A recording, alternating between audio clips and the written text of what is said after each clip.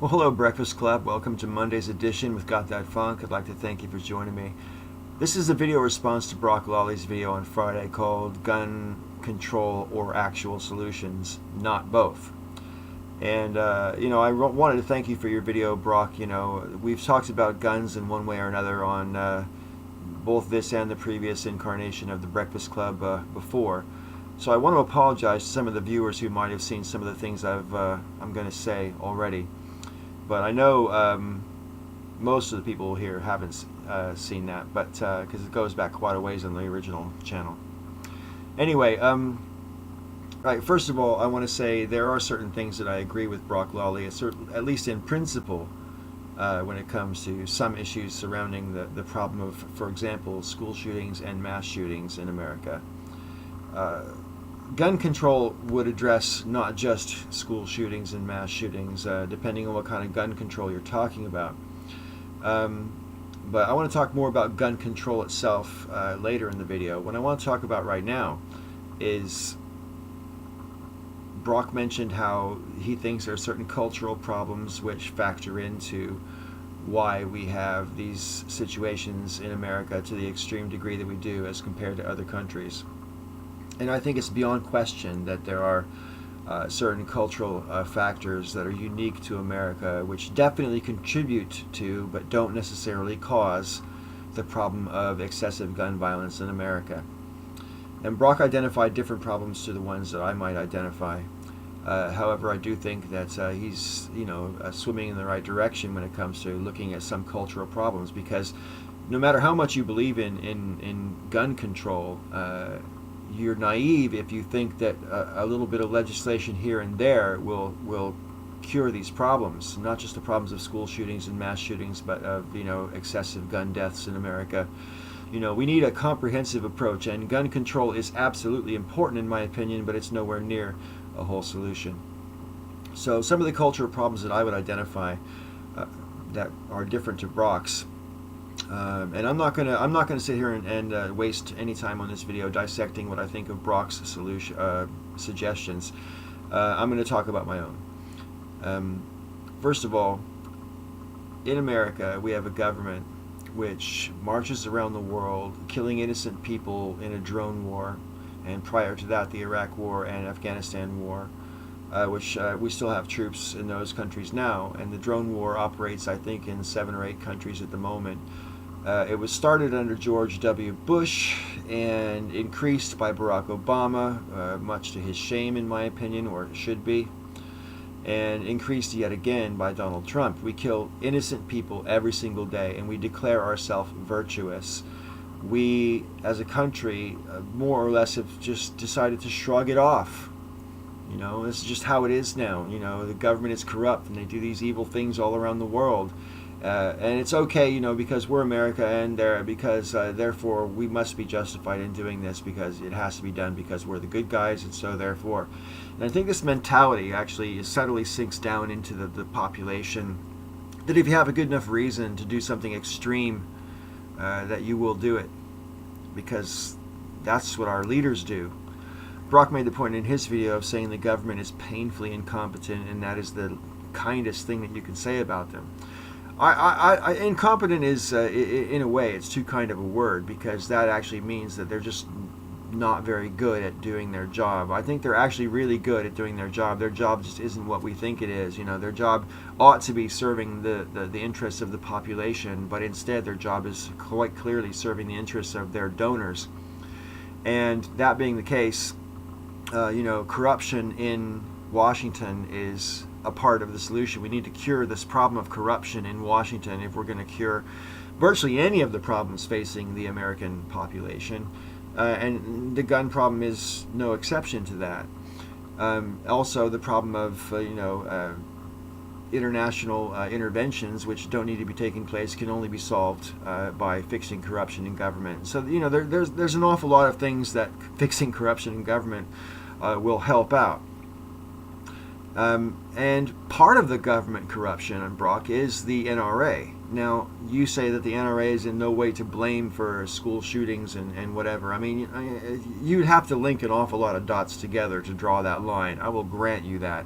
But let's call a spade a spade. You know, the NRA has been vociferously advocating for some certain lack of restrictions against guns and ammunition, which I just don't think make any sense. For example, what the fuck is it? Why should it be okay to buy armor-piercing bullets? That shouldn't be okay. You know, certain guns, accessories like bump stocks, that's the most famous one, should not be legal. And, you know, praise to Donald Trump because he got Jeff Sessions to instruct the Department of Justice to look into the possibility of banning bump stocks. Whether that actually happens or not remains to be seen. But the fact is that if it happens, I will be one of the first people to stick my hands up and say, hey, well, you know, well done, Trump. You know, you did something good. First time for everything. I hope it happens. Donald Trump is famous for saying one thing and then doing the opposite later on down the road, so we'll just have to see. But the point is, you know, there are things that we need to have conversations about, that we need to change about the law. But all by itself, changing laws here and there, banning this weapon or that weapon, and I'll talk more about that in a minute, may or may not have an effect. But all of that stuff is just a band-aid on a bullet wound, you know, pardon the metaphor, unless we talk about some of the cultural issues underneath this. Like I said, government corruption is one. Our state-sponsored violence and you know, self-justification for it, you know, like I say, that's a whole psychology which I think is unique to America. And it's not just our government. It's like people think like this as well. You know, you think they're justified in doing it, and they come up with some bullshit reason for doing it. I think American culture, and this starts when you're a child, is inherently competitive. Don't get me wrong, I don't think competition is necessarily a bad thing in and of itself. It is part of the human condition to have some level of competition between individuals. However, in America, if you're not a winner in some way, you know, if you're not particularly skilled at something, if you don't have a particular talent, if you're not particularly good looking, particularly affluent or whatever, then, you know, if you're just basically average, it can happen very easily that you're denigrated for your mediocrity. You know, that you know, not being great isn't good enough. And there's a whole, like, lot of potential there for people to grow up with a serious chip on their shoulder towards the society which won't let them fit in. Okay? So we need to look at stuff like that. And you know, another aspect of that, which is similar but different, is bullying in school. You know, how many of these school shooters do we find out were bullied when they were kids, or were bullies themselves because they were bullied at home or whatever? You know, domestic violence, we need to look at that. Bullying at school, we need to look at that. Domestic violence is one in particular which I think we might be able to help out with a bit of legislation in this angle. Because it turns out that an awful lot of the time when someone commits a mass shooting or school shooting, it turns out that that individual was involved in domestic violence either as a child or currently as an adult. And that being so, I think it's fair to say that if you have a history of domestic violence, that it might be cause to consider very carefully whether you should be allowed to have a firearm or not. Here's another reason why I think it's a good idea to you know, seriously consider domestic violence as a reason why people might not be allowed to have a gun, because it also might help quell some of the problems we have with domestic violence. I mean, if you know that your partner is going to turn you into the cops for domestic violence and that they're going to come and take your gun away because of it, you're probably less likely to hit your partner, aren't you? That's some pretty crappy motivation for not hitting your partner, but whatever works as far as I'm concerned. If it means there's less domestic violence because people don't want to lose their guns, I'm cool with that. That's fine. So I think that's something that we need to look into as well, because it is statistically a very common factor in mass shootings and school shootings that the person has been involved in domestic violence situations.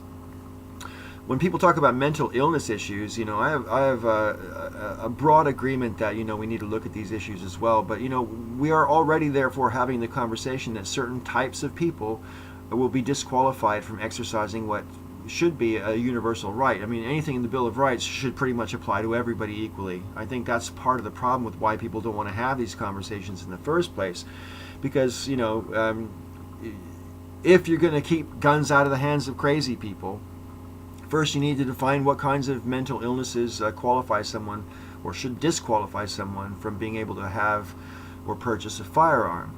And that, who gets to make those decisions? And one problem I have with it is, suppose someone is mentally ill and they know that there's something not right, and they love their firearms, but they don't end up seeking treatment for their mental illness because they don't want to be on the list and potentially lose their firearms or lose the right to buy some if they don't have some already.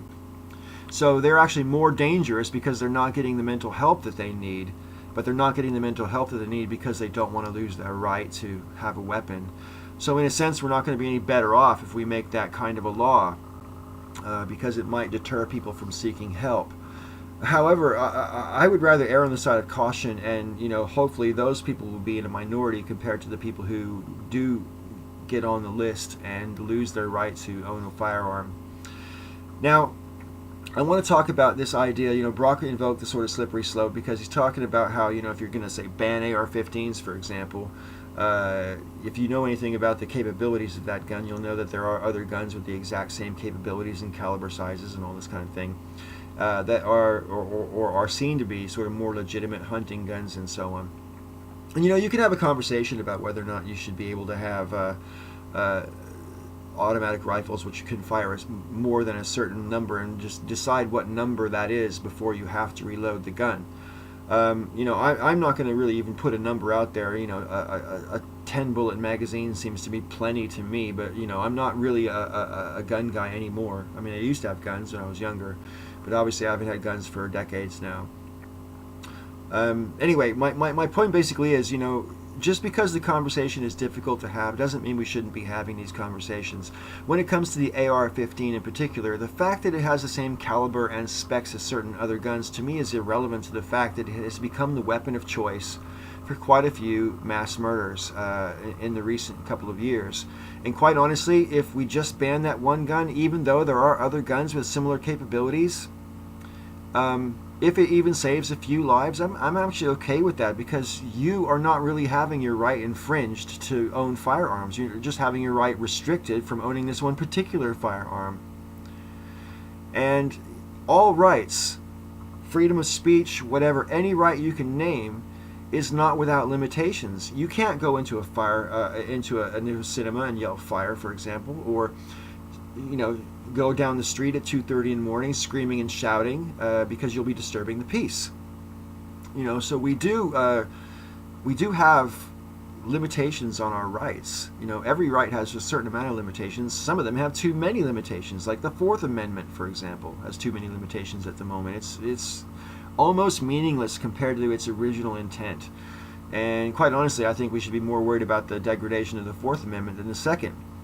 But I do understand, the slippery slope argument does have a little bit of merit in the sense that, because of the fact that AR-15s are, what's the word I'm looking for, statistically similar to other weapons. If you could legitimately say, we're going to ban this, but then we have to ban this and this and this as well, because they're very similar in terms of what they can do.